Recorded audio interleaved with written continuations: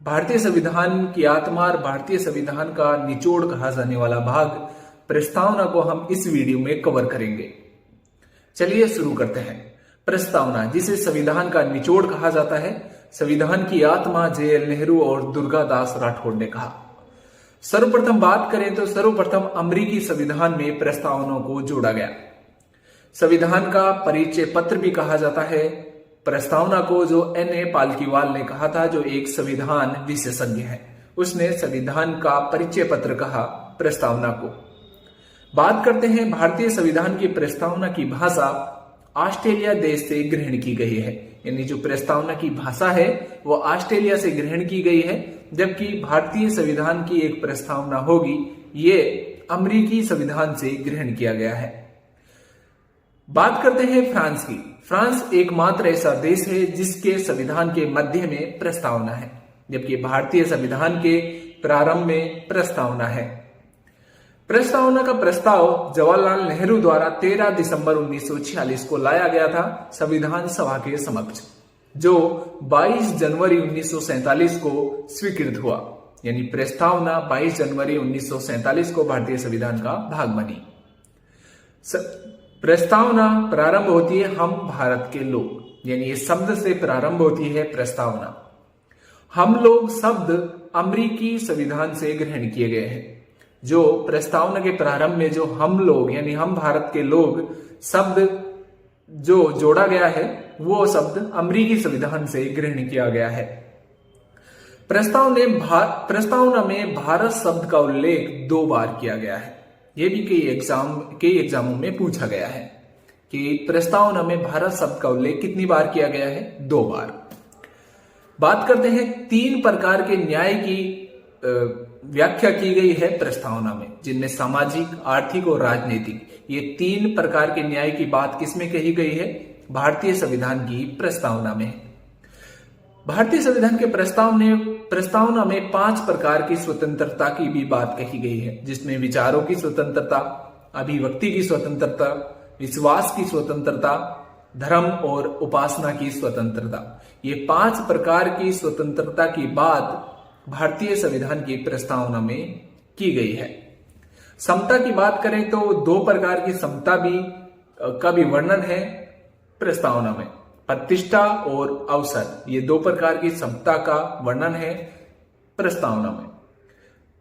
राष्ट्र की एकता और अखंडता के लिए बंधुता शब्द का प्रयोग किया गया है प्रस्तावना। भारतीय संविधान की प्रस्तावना में बंधुता नामक शब्द का प्रयोग किया गया है, जिसका मतलब होता है भाईचारा, जिसको जोड़ा गया है भारतीय संविधान की प्रस्तावना में। भारतीय संविधान की प्रस्तावना में अभी तक एक बार ही संशोधन हुआ है, जो है 42वां संविधान संशोधन 1976, जिसको भारतीय संविधान का मिनी संविधान के नाम से भी जाना जाता है। 1976 में प्रस्तावना में 3 शब्द जोड़े गए: समाजवादी, पंथ निरपेक्ष, एकता व अखंडता। ये 3 शब्द जोड़े गए थे भारतीय संविधान की प्रस्तावना में 42वां संविधान संशोधन 1976। अब बात करते हैं भारतीय जो संविधान की प्रस्तावना है उससे संबंधित जो उच्चतम न्यायालय यानी भारतीय सर्वोच्च न्यायालय में जो वाद चले थे उनके संबंध में। पहला वाद आता है बेरूवाड़ी संघवाद, जो होता है 1960 में। इंपोर्टेंट वाद था, जिसमें उच्चतम न्यायालय द्वारा प्रस्तावना को के संबंध में यह निर्णय दिया कि प्रस्तावना संविधान का भाग नहीं है। उच्चतम न्यायालय ने कहा कि न तो संविधान का उल्लेख अनुसूचियों में है और न ही प्रस्तावना का उल्लेख अनुसूचियों में है और न ही संविधान के किसी अनुच्छेद में। प्रस्तावना का उल्लेख नहीं होने के कारण यह भारतीय संविधान का भाग नहीं हो सकती। तो बेरूवाड़ी संघवाद 1960 में उच्चतम न्यायालय ने प्रस्तावना को संविधान का भाग मानने से इनकार कर दिया। उसके बाद आता है केशवानंद भारतीवाद 1973। काफी महत्वपूर्ण वाद था। उसमें संविधान के संबंध में यानी प्रस्तावना के संबंध में जो उच्चतम न्यायालय ने निर्णय दिया था उसको पलट दिया गया और प्रस्तावना को संविधान का भाग माना गया केशवानंद भारतीवाद 1973 में। उसके बाद प्रस्तावना में संविधान का भाग हो गई तो प्रस्तावना में संशोधन किया जा सकता था। क्योंकि जब संविधान का कोई भी प्रस्तावना भाग होने के बाद उसमें पहली बार संशोधन किया गया था 42वां संविधान संशोधन 1976 को, जिसमें 3 शब्द जोड़े गए थे, समाजवादी, पंथ निरपेक्षता, एकता और अखंडता। इसी वाद के चलते हुए केशवानंद भारती वाद 1973, जिसमें उच्चतम न्यायालय ने प्रस्तावना को संविधान का भाग मान लिया। 42वां संविधान संशोधन 1976 में हुआ, जिसको मिनी संविधान कहा जाता है, जिसमें प्रस्तावना में 3 शब्द जोड़े गए थे। उसके बाद बात करते हैं प्रस्तावना के संबंध में कुछ कथन हैं उनके बारे में। के.एम. मुंशी कहते हैं कि हमारी संप्रभु लोकतांत्रिक गणराज्य का भविष्य फल कहा। किसने? के.एम. मुंशी ने। यानी लोकतांत्रिक गणराज्य का भविष्य फल प्रस्तावना को किसने कहा था? के.एम. मुंशी ने। उसके बाद पंडित ठाकुरदास भार्गव, उसने प्रस्तावना को संविधान का सबसे सम्मानित भाग बताया।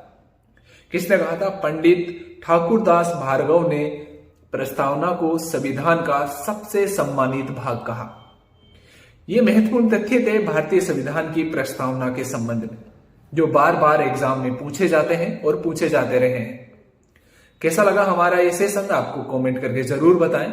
वीडियो हमारी पसंद आई हो तो वीडियो को लाइक और शेयर करना ना भूलें। यदि आप हमारे चैनल पर नए हैं तो चैनल को सब्सक्राइब कर लें। जो संविधान से संबंधित कुछ शब्द हैं, जैसे पंथ निरपेक्षता, समाजवादी, एकता, अखंडता, और भी बहुत सारे शब्द हैं जैसे समता, इनको हम नेक्स्ट वीडियो में कवर करेंगे पूरी व्याख्या के साथ। तो मिलते हैं नेक्स्ट वीडियो में नेक्स्ट इंपॉर्टेंट टॉपिक के साथ। तब तक के लिए जय हिंद।